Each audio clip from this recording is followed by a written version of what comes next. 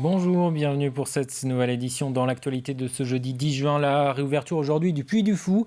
Les parcs à thème étaient autorisés depuis le 19 mai déjà à rouvrir au public, mais ils devaient attendre jusqu'à hier pour relancer leurs attractions. Le Puy du Fou a donc attendu ce matin pour lancer sa saison avec 2 mois de retard sur le calendrier initial et avec des adaptations en attendant la levée de certaines restrictions sanitaires. Albin Mouton a suivi cette première matinée. C'est ici, derrière moi, à l'entrée du Grand Parc, que la saison 2021 du Puy du Fou a été lancée. De nombreux visiteurs étaient déjà présents dès l'ouverture aux environs de 9h ce matin. Certains sont même partis très tôt de chez eux pour arriver les premiers. On est arrivé ce matin sur les coups de 7h30 sur place. Donc on s'est levé tôt à 5h30. On est parti de Angers pour être vraiment là, présent pour l'ouverture, pour profiter pleinement de cette journée. Ça fait vraiment plaisir. Bon, c'est un bon signe, plutôt pour l'avenir. On espère que ça va durer. Pouvoir refaire quelque chose de différent en fait, que d'aller au boulot et puis voilà. J'y suis pas allée l'année dernière à cause du Covid, donc fallait rattraper l'année perdue. Concernant le protocole sanitaire, il n'y a pas de passe sanitaire. Les visiteurs n'ont pas à être vaccinés ou à donner de tests PCR négatifs à l'entrée. En revanche, les spectacles sont limités en nombre. Écoutez les précisions de Nicolas de Villiers. Ici au Puy du Fou, on peut venir comme dans n'importe quel parc à thème sans passe sanitaire.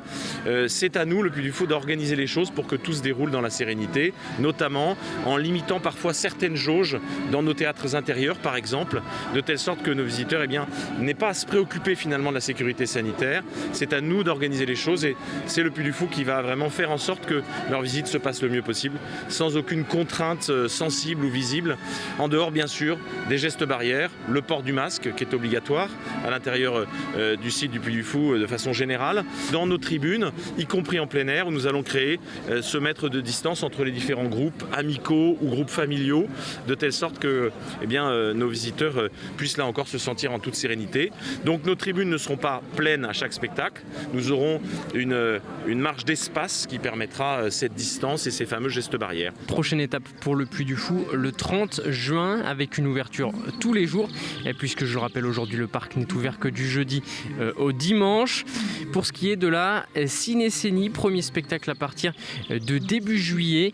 Mais le Puy du Fou attend encore quelques conditions de réouverture de la part du gouvernement.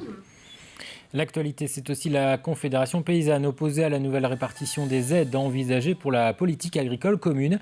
Une réforme de la PAC est en discussion actuellement à l'échelle de l'Union européenne.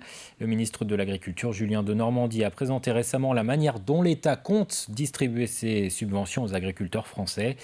La Confédération paysanne appelle le gouvernement à revoir sa copie et prône pour un changement complet des règles d'attribution de ces aides, en privilégiant les petites fermes et les emplois. On perd déjà depuis 10 ans 200 agriculteurs par an en Vendée, donc ce qui fait 2000 agriculteurs de moins en Vendée. Et cette réforme va continuer cette dynamique de perte d'emplois agricoles sur le territoire. Et ce sera plutôt 300 à 400 emplois agricoles qui vont être perdus tous les ans en agriculture vendéenne. Donc actuellement, il y a 7000 agriculteurs sur le département de la Vendée. Dans 10 ans, on ne sera plus que 3000, si ça continue comme ça. Et donc nous, on veut que les aides de la PAC aillent en direction des petites exploitations, celles qui prennent en compte l'environnement, qui créent de la biodiversité, qui créent de l'emploi et qui créent la sécurité alimentaire de la nation. Parlons de santé à présent. 20% des femmes en France ont déjà été confrontées à la précarité menstruelle. C'est ce qui ressort d'un sondage paru il y a 2 semaines pour l'association Règles élémentaires. Des difficultés financières empêchent certaines femmes d'avoir accès chaque mois à des protections hygiéniques. Pour lutter contre ce phénomène auprès des jeunes notamment, une expérimentation a été lancée dans quelques lycées pilotes de la région. Des distributeurs de protection périodiques y sont installés. En Vendée, le lycée François Truffaut de Challans teste le dispositif. Reportage Alexia Janet. Si elle a un flux assez important, elle va prendre du super, donc elle va tirer sur la serviette super. Elle a juste à tirer en fin de compte. Dans cet établissement, 2 distributeurs de protection périodique ont été installés à titre expérimental. L'objectif premier, lutter contre la précarité menstruelle. Une problématique particulièrement présente chez les jeunes et qui, selon cette infirmière, peut avoir des conséquences sur la scolarité des lycéennes. Il faut savoir que l'impact justement de ces précarités menstruelles, c'est l'absentéisme. Les jeunes femmes qui n'ont pas les moyens matériels de pouvoir justement accéder aux serviettes hygiéniques et tout, ne peuvent pas venir à l'école. Donc il y a un enjeu au niveau santé publique. Ça contribue aussi à l'égalité entre hommes et femmes. Venir en aide aux élèves dans le besoin, mais aussi lever le tabou qui persiste sur cette précarité et plus globalement sur les règles. Ça montre un peu que c'est pas quelque chose qu'il faut sacraliser, que ça peut se démocratiser un petit peu. Donc je trouve ça super bien justement de pouvoir arrêter de faire des tabous sur ça et d'en parler librement, parce que je comprends pas pourquoi ce serait quelque chose de tabou alors que c'est juste quelque chose de santé. On voit qu'on est concerné et qu'on prend en considération ce problème qui est vraiment hyper important. Pour moi, il aurait fallu mettre ça bien avant, très longtemps. Si le dispositif est en phase de test jusqu'à fin juin, ce lycée compte bien ajouter d'autres distributeurs par la suite. Pour les encadrants, l'objectif est de poursuivre les actions dans ce sens.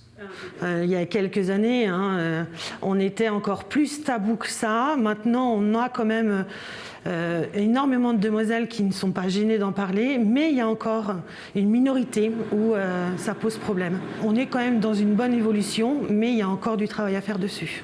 En France, plus d'1 700 000 femmes souffrent de précarité menstruelle. Cela représente près d'une femme sur 5.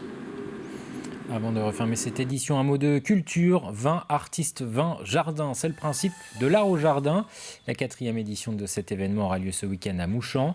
Des peintres, des photographes, des sculpteurs, des créateurs présenteront leur travail.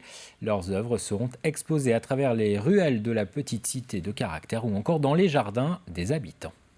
À la fois, on met en valeur les œuvres des artistes avec de beaux écrins dans des beaux jardins, et en même temps, ces artistes, par leurs œuvres, mettent en valeur tout un patrimoine architectural et paysager. C'est vraiment le succès des 3 premières éditions qui fait que sur les 30 artistes qui vont participer en 2021, plus de la moitié se sont inscrits et ont pris contact par eux-mêmes avec notre commune pour pouvoir faire partie de cette édition 2021. Un reportage complet à découvrir dans notre édition de 18h.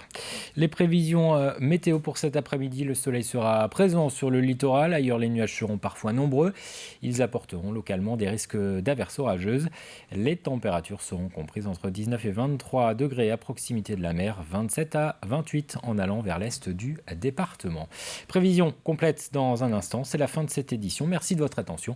Je vous donne rendez-vous à 18h pour un nouveau journal.